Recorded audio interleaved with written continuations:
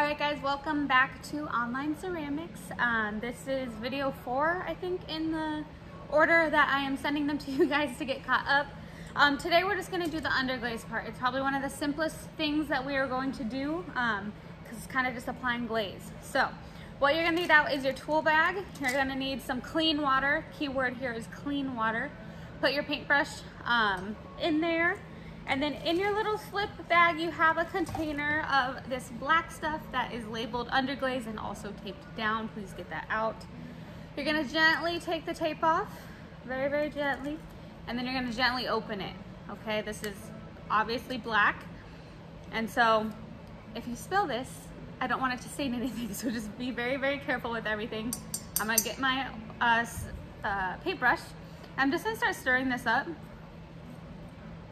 It's a little chunky right now, kind of looks like jelly. I just want to stir it up so it looks like it's liquid again and not chunky jelly. So I'm just going to keep stirring until it gets more of a liquid consistency to it.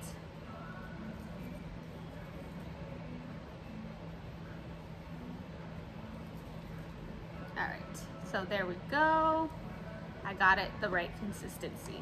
Then I'm going to clean off my brush just because I got it all over the handle and everything, and I'll wipe that off. All right, so you guys are also going to need your final plan out. Let me show you mine. Sorry, that's loud. So get your sketchbooks out and get your final plan out that you made for this project. So this is mine. So I want you guys to notice what areas you were planning on glazing and what areas you were not planning on glazing. If you look at mine, you see that there's black on the body of mine on the outside, but not on the inside, not on the handle, and not on the foot. So I personally like the contrast of the black and white, which is why I like to alternate what areas get it and what don't. So the only parts that I'm gonna actually apply underglaze to is the body and the rim. Okay? So get your final draft out, your final sketch, and look at what areas you are applying glaze to.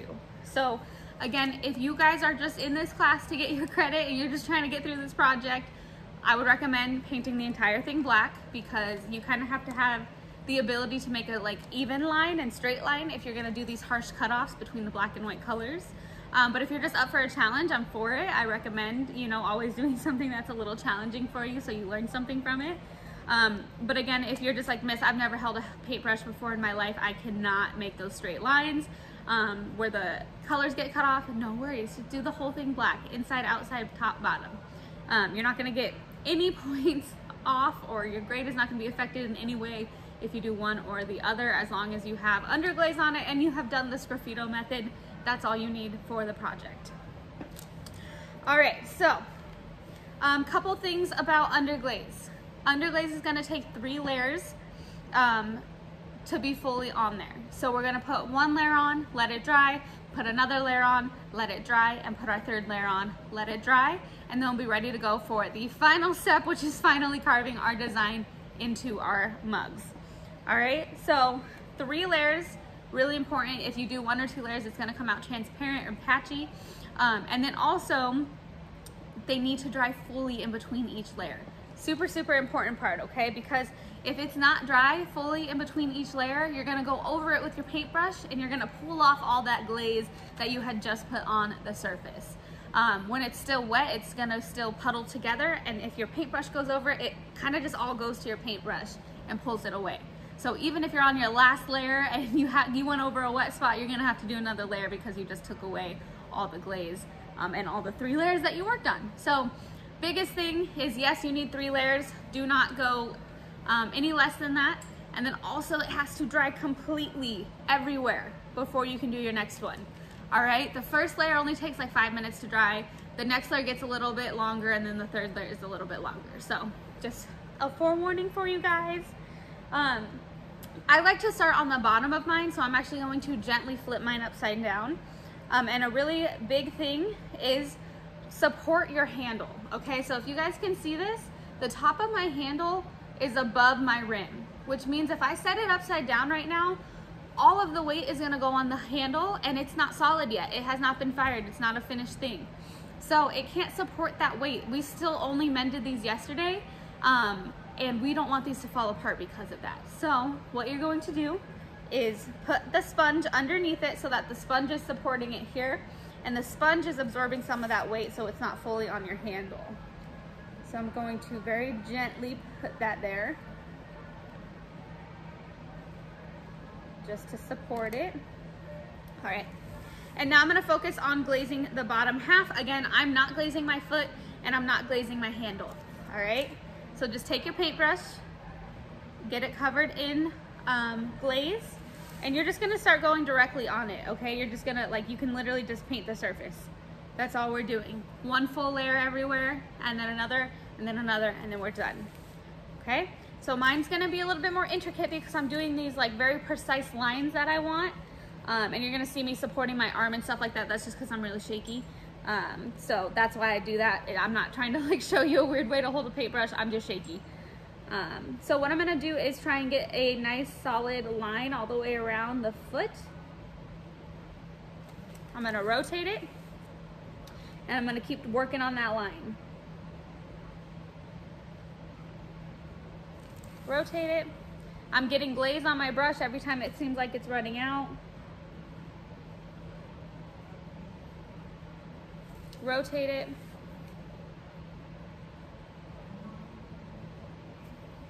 Get some glaze and rotate it. The first layer is gonna be super patchy, all right? The first layer is the most transparent, which means we can see through it. And that's just gonna make it look patchy. I promise you, as long as you're taking your time and adding those other 2 layers, possibly even one more if you absolutely have to, it's gonna go away, okay? So the patchiness is gonna happen this first layer, and then it's gonna eventually go away.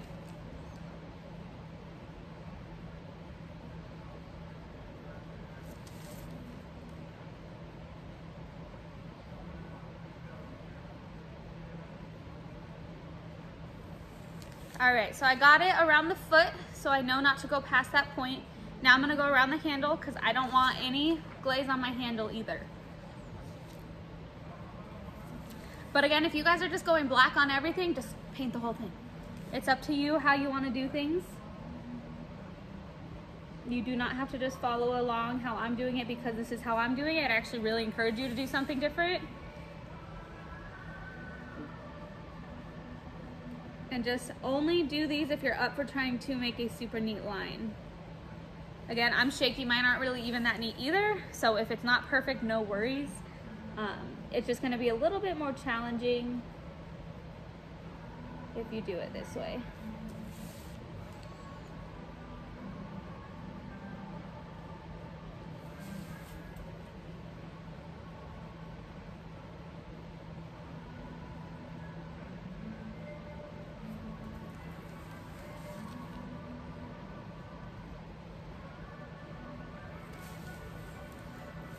All right, so I got the line around my handle and around my foot.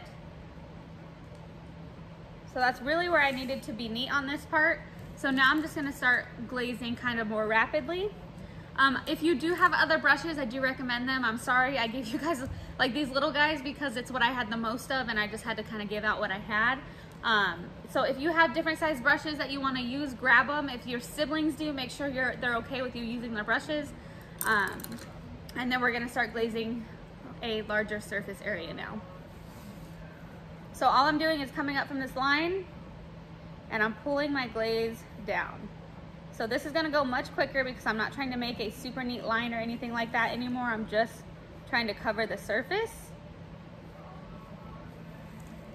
And the way you can tell when this glaze is dry is because it's gonna go matte. So right now it's shiny, you can look at it in the container. It's very shiny and it looks wet. When it goes matte, that's how you know it's dry. So it starts to have like a chalky look to it. That's what matte means. You're gonna be able to tell it dries pretty quick on the first layer. So I'm just pulling it down from that line I made. It's essentially kind of like outlining. I outline the areas I don't want anything on, so that way I can color in a little bit more quicker like this. But again, if you're just doing the whole thing black, you just gotta get black all over everything. You don't have to do these intricate lines like I am. You just start glazing.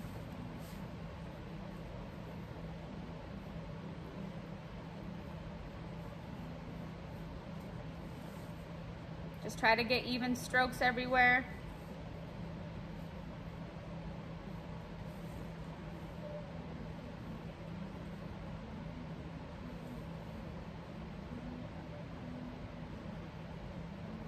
Try not to go quick because I just kind of messed up one of my lines trying to go quick, so you guys didn't have to watch me do this for too long. But you do kind of have to take some time here because it is gonna go, it is really easy to mess up a line if you're not doing the entire thing black.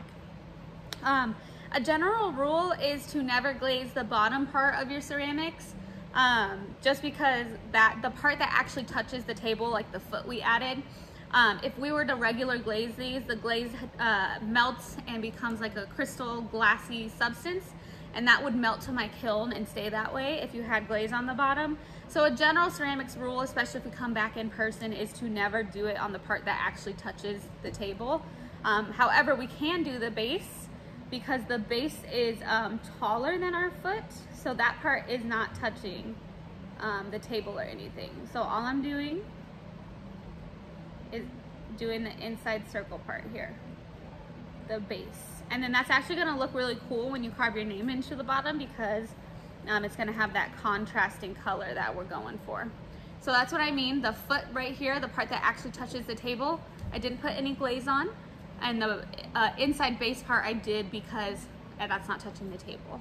If you already did it because I didn't say that quick enough, it's not a big deal. Underglaze is not like regular glaze because underglaze goes underneath the glaze, and it's not going to stick to my kiln.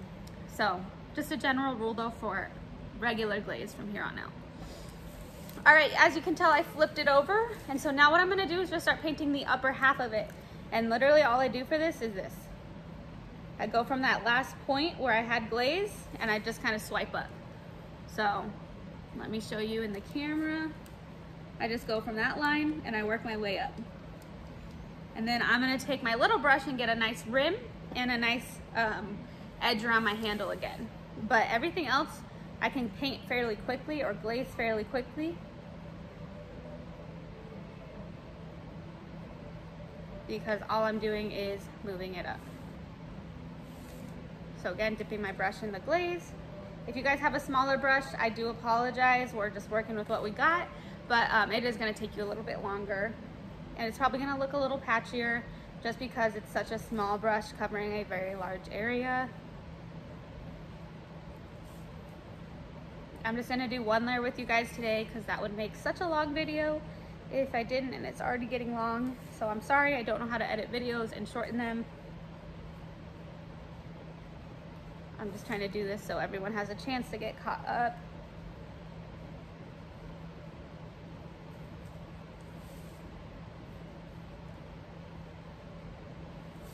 All right, so the whole top part has glaze on it now. It's looking real patchy. That's fine, that's normal. Now I'm gonna take my small brush and try to go around my handle very neatly again, just like I did on the bottom. So again, I'm holding my wrist just because I'm shaky. It's not like if you are comfortable just going like this, go for it. I'm just supporting my wrist so I don't shake and ruin the lines that I'm making.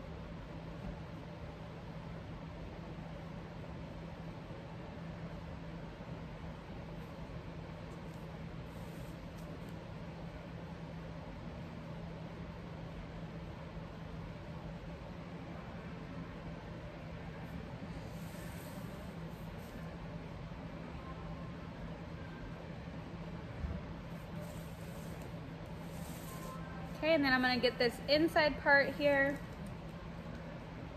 where the handle connects, or try to, very carefully. And again, this is why I recommend, if you are not comfortable with a brush, to just do the entire thing black, because you have to get these teeny little lines to look neat.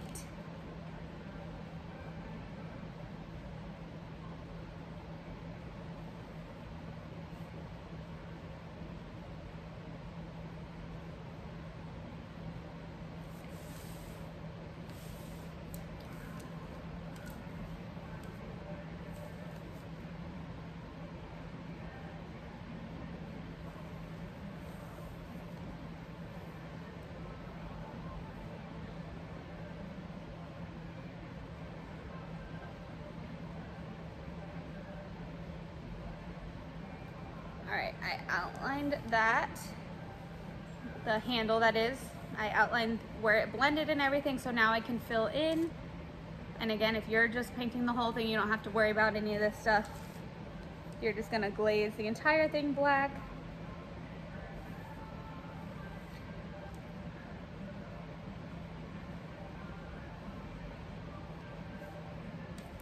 And then I messed up one of my lines, so I need to kind of fix it.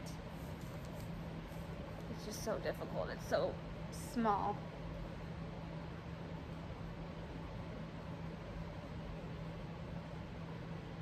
Okay. All right, first layer is on everything but the rim. So the rim is my final thing that I'm gonna do.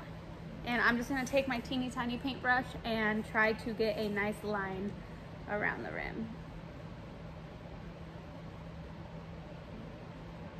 And again, even mine's not gonna be a perfect line. So if you can't get a perfect line, no worries. And if you're wanting to try it this way, you can always get your 3 layers on first. And then if you're like, I really hate how the rim looks, you can still glaze the inside.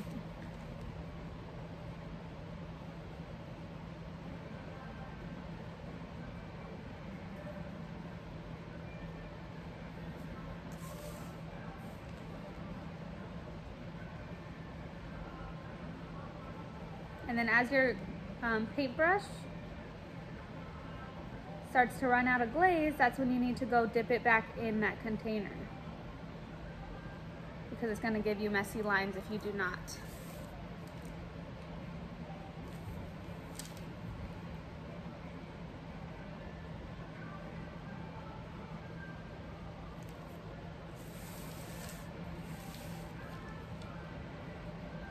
And notice how I'm rotating the board, not the project. I try to touch my project as little as possible because that's what the board is for. I don't want to accidentally drop it, move it, shape it, cut my nail through it. I just try to touch it as least as I can. I don't think that sentence was grammatically correct. I apologize.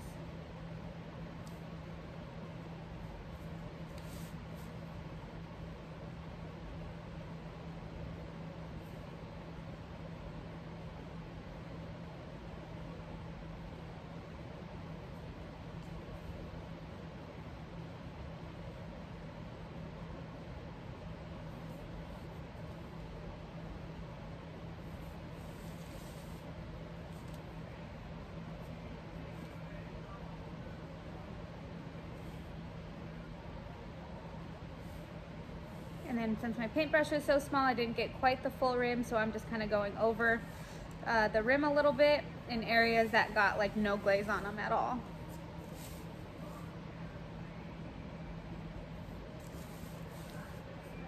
And then I'm gonna touch up any lines that I think need it.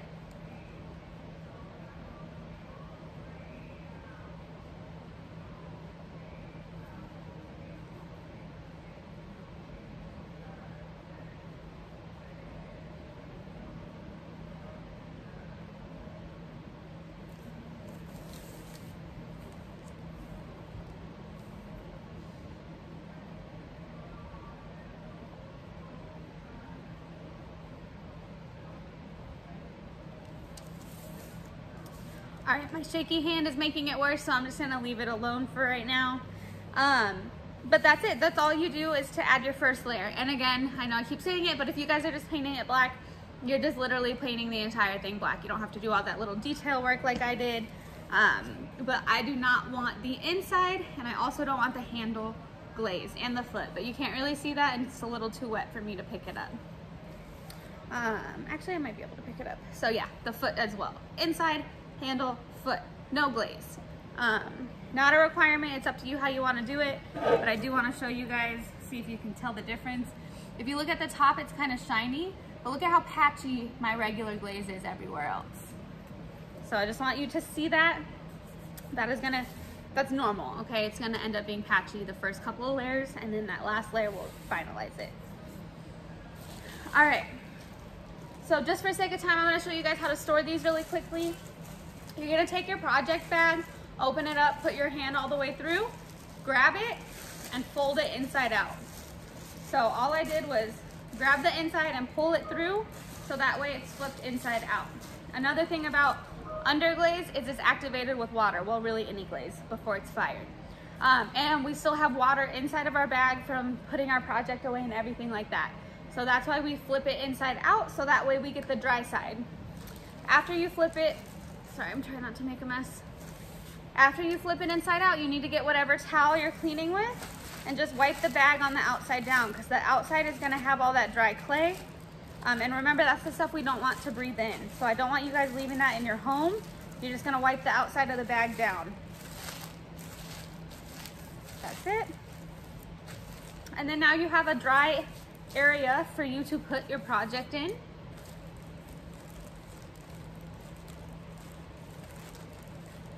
And pull the flap under. Still can't emphasize that enough, guys. We are not leaving these out yet. That's not until the very, very end of the project, and you guys still have another week of carving your design in. All right, and you don't want it completely dry. So that is how you're gonna do that. And then your final steps are to clean out your brushes. Just dip them in your water and clean them out that way. And then make sure that your underglaze is sealed. You're putting the tape back down, putting the lid on, and then you're also putting it back in this bag. So that way, in case for some reason the lid comes off, it's double protected and will explode hopefully in the bag and not all over your stuff. And then try to lay it down flat in your bag if you can. Once you clean out your brushes, your water is gonna turn a gray color. That's normal, that you're just getting off the glaze. This water is safe to put down the sink as long as there is no clay in it. It's the clay that you don't want down your sink. If you're just worried about it and you're not sure, dump it outside still, but just know it's a black color now, it's gonna dry black. So if you've been dumping it on your sidewalk or your driveway, it's gonna stain your driveway and sidewalk. So maybe dump it somewhere black like the asphalt or the street, or still dump it in the dirt and stuff like that, but just know it's gonna be a different color. Okay, so we do that whole process 3 times. I only put 1 layer on it right now. So it needs to dry completely, and then I'm gonna put another layer, let it dry completely, and then put another layer. All right, the first layer dries in about 5-10 minutes. The second layer takes the longest. It takes about 15 to 20 minutes just because you're caking it on top of something already.